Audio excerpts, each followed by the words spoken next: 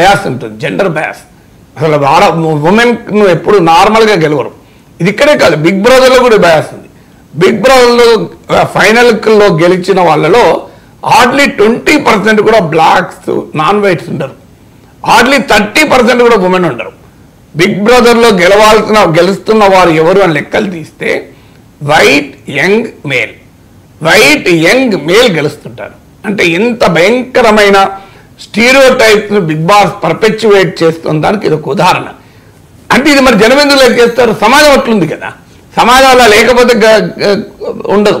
సమాజంలో white racism ఉంది, సమాజంలో అమెరికన్ సమాజంలో బ్లాక్స్ పట్ల, నాన్ వైట్స్ కలర్స్ పట్ల ఒక వ్యతిరేక భావన ఉంది. ఆ భావనను బిగ్ బ్రదర్ ఎక్స్ప్లాయిట్ చేసి తెరపైకి ఎక్కిస్తుంది. తెరపైకి ఎక్కించే వరకు జనం కనెక్ట్ అయిపోతున్నారు.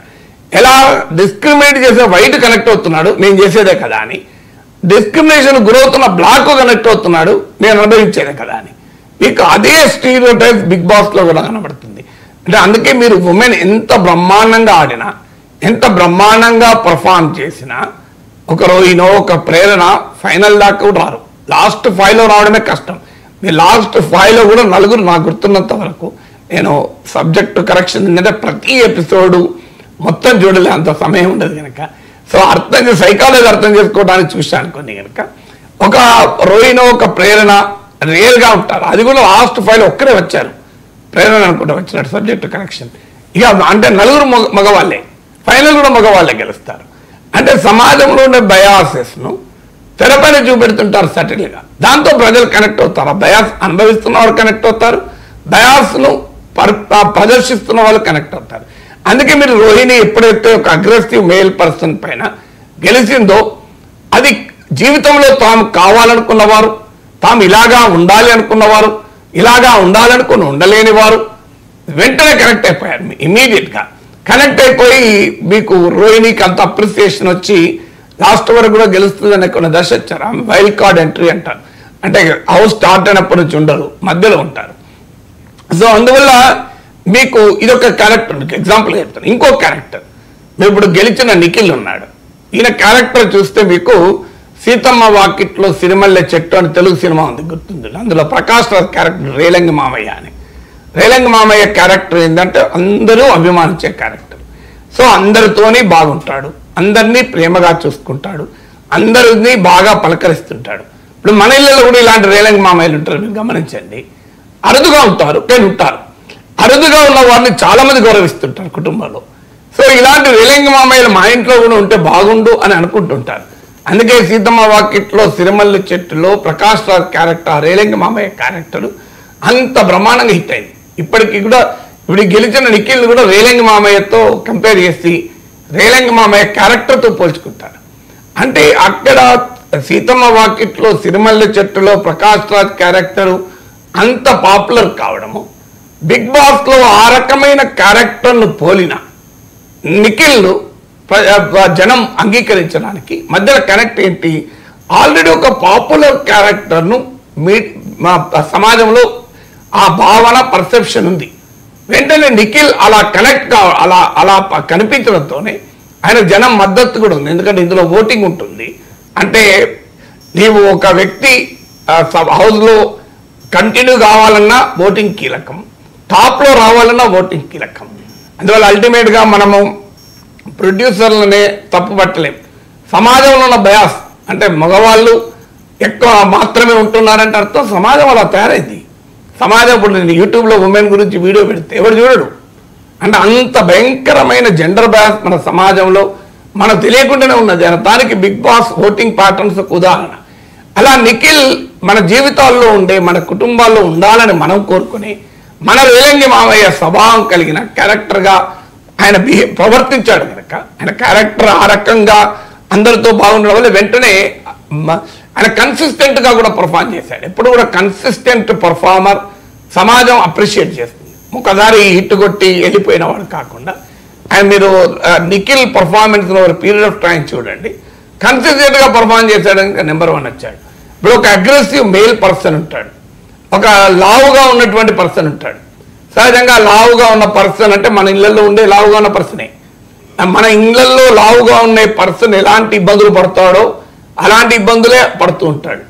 మన ఇంట్లో లావుగా ఉండే పర్సన్ ఎలాంటి విజయాలు సాధించాలని కోరుకుంటాడో, ఎలా తనకున్న బరువు వల్ల చేయలేడో అవన్నీ మనకు తెరపైన కనబడుతూ ఉంటాయి. ఒక వన్ సైడ్ లవ్, అందులో women one side love, main కూడా కాదు, ఉమెన్ వన్ సైడ్ లవ్. మీరు ఉమెన్ వన్ సైడ్ లవ్ మన మన మన సమాజంలో కనబడుతుంది. మీరు ఏ కాలేజీకి వెళ్ళినా వన్ సైడ్ లవ్ కనబడుతుంటాయి, మీరు చూస్తుండండి. అందువల్ల మేలే కాదు, ఫిమేల్ వన్ సైడ్ లవ్లు కూడా ఉంటాయి. ఇందులో ఫిమేల్ వన్ సైడ్ లవ్ తన జీవితం కన్నా తనకు తన లవరే ముఖ్యం. అంతకుముందు పరిచయం లేని బిగ్ బాస్ హౌస్లో మాత్రమే పరిచయమైన తన లవర్ కొరకు తన క్యారెక్టర్ కూడా వదులుకోవడానికి సిద్ధపడే ఒక క్యారెక్టర్ ఉంటాడు. ఇది మన నిజ జీవితంలో కూడా ఉంటుంటారు. ఇంజనీరింగ్ చదివే అమ్మాయి ఎవరినో ప్రేమిస్తుంది, వాడి ప్రేమ కోసం తన చదువులే మానేస్తుంది, తన చదువు పోగొట్టుకుంటుంది. సో సేమ్ క్యారెక్టర్ మనకు బిగ్ హౌస్లో కనబడతారు, బిగ్ బాస్ హౌస్లో. ఇలా మన హ్యూమన్ సొసైటీలో ఉండే మనం నిత్యము చూసేటువంటి క్యారెక్టర్ని ఇంకో ఇంట్లో మనం చూస్తున్నాం, స్క్రీన్ పైన మనం చూస్తున్నాం. అందులో పార్టిసిపేటరీ. ఇప్పుడు మనకు నిత్య జీవితంలో మన ఇంట్లో ఒక కోపిస్ట్ ఉంటాడు, ఒక పొగరబోతుంటాడు, ఒక బాగా ప్రేమగా ఉండే మనిషి ఉంటాడు, ఒక తొందరపడుతూ బీపీ ఎక్కువ అరిచేవాడు ఉంటాడు, ఒక ఎవరిని పట్టించుకొని వాడు ఉంటాడు, వాడు ఐసోలేషన్లో వాడి ప్రపంచంలో వాడున్నవాడు. వీళ్ళందరూ ఉంటారు. కానీ వీళ్ళందరిపైన మనం కామెంట్ చేయలేము. మనకు తెలిసిన వాళ్ళ మన హౌస్, మన ఎక్స్టెండెడ్ హౌస్లో కామెంట్ చేస్తే కాన్సిక్వెన్సెస్ ఉంటాయి. ఉదాహరణకు బాగా కోపం వచ్చే వ్యక్తిని కోపం వస్తుంది అన్నాం అనుకోండి, వాడు ఇంకా కోపం ఎక్కువ వస్తుంది. లేదు ఏది పట్టించుకొని కొడుకో బిడ్డో ఉంటారు అన్నాం అనుకోండి, నీకెందుకు వాళ్ళు ఫీల్ అయి ఉంటారు. అందువల్ల మన హౌస్లో ఉండేటువంటి వివిధ రకాల స్వభావాల వ్యక్తుల పైన మనం వ్యాఖ్యానించాం. ఎందుకు వ్యాఖ్యానించామంటే దానివల్ల పర్యవసనం ఉంటుంది, కాన్సిక్వెన్స్ ఉంటుంది. కానీ మన బిగ్ బాస్ హౌస్లో స్క్రీన్ పైన చూస్తున్న వ్యక్తుల స్వభావాల పైన మనము రియాక్ట్ కాగలుగుతాం. ఎందుకు? No consequences. నీకు ఒక నచ్చలేదు అనుకోండి, నువ్వు ఓపెన్గా వాళ్ళు నచ్చలేదు అని చెప్తావు. ఓ నచ్చారనుకోండి, నాకు వాళ్ళు నచ్చారు అని చెప్తావు. నాకు రోహిణి నచ్చింది, నాకు గౌతమ్ నచ్చలేదు అనుకోండి, చూపెట్టుకోవచ్చు నువ్వు. అందువల్ల దాని ప్రజలకు కాన్సిక్వెన్స్ ఉండవు. అదే నీ ఇంట్లో ఇంకో పలానా అక్క నచ్చింది, తమ్ముడు నచ్చలేదు అన్నావు అనుకోండి, రేపటి నుంచి తమ్ముడితో మాట్లాడాడు. అందుకే మన ఆ కాన్సిక్వెన్స్ ఉంటుంది కనుక తమ్ముడు అక్క నచ్చింది అని చెప్పం, తమ్ముడు నచ్చలేదని కూడా చెప్పం. కానీ ఇక్కడ నచ్చుతుంది మనకు. అక్క నేను ఓపెన్గా నచ్చచ్చు, గౌతమ్ నచ్చలేదని చెప్పచ్చు. మీరు మన జీవితాల్లో కూడా ఒక ఫెయిల్యూర్ అయ్యి తర్వాత ఒక అనుకోని పరిస్థితుల్లో అవకాశం వచ్చి మళ్ళీ విజయం సాధించిన వ్యక్తులు ఉంటారు. ఒక 10th క్లాస్ ఫెయిల్ అవుతారు, ఇంటర్మీడియట్ ఫెయిల్ అవుతారు, ఏదో లక్కీలీ పాస్ అయ్యి టాప్ పొజిషన్కి వస్తారు. అలాంటి వాళ్ళంటే అందరము గౌరవిస్తాం. ఇప్పుడు మా ఇంట్లో మా అన్నయ్య ఉన్నాడు, 10th క్లాస్లో మోడరేషన్ 2 మార్కులు మోడరేట్ చేస్తే బయటపడ్డాడు. ఇవాళ అమెరికాలో ఒక టాప్ ఐటీ కంపెనీలో డైరెక్టర్ స్థాయిలో ఉన్నాడు. మా అందరికీ ఇన్స్పిరేషన్. ఎందుకు? ఒక తెలుగు మీడియంలో సాధారణంగా జిల్లా పరిషత్ ప్రభుత్వ పాఠశాలలో చదివి ఆ రోజుల్లో పాస్ కావడమే చాలా డిఫికల్ట్ ఉండేది ఆదిలాబాద్ జిల్లాలో. అలాంటి దాంట్లో 10వ తరగతిలో లాస్ట్లో మోడరేషన్ 2 మార్కులు కలిపినప్పుడు పాస్ అయ్యి ఇవాళ హైలీ ఇన్స్పైరింగ్ పొజిషన్లో ఉన్నాడు. సో ఇలాంటి వాళ్ళు మనకు ఎప్పుడు కూడా ఇన్స్పిరేషన్గా ఉంటారు.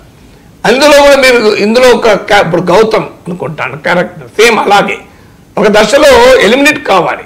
కానీ మణికంఠ అనే ఒక పర్సన్, ఒక ప్లేయరు, ఆయన సెల్ఫ్గా ఎలిమినేట్ అవుతాడు. ఇక నాకు ఓపిక లేదని.